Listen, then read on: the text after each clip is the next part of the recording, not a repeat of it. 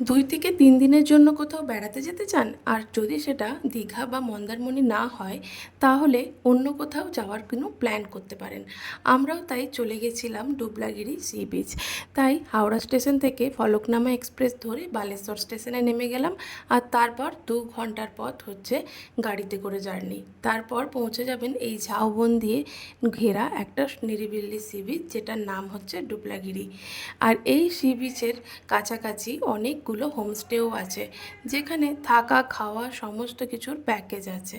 আর সেই প্যাকেজেই বুক করে আমরা চলে গেছিলাম 1 নাইটের এখানে স্টে করতে।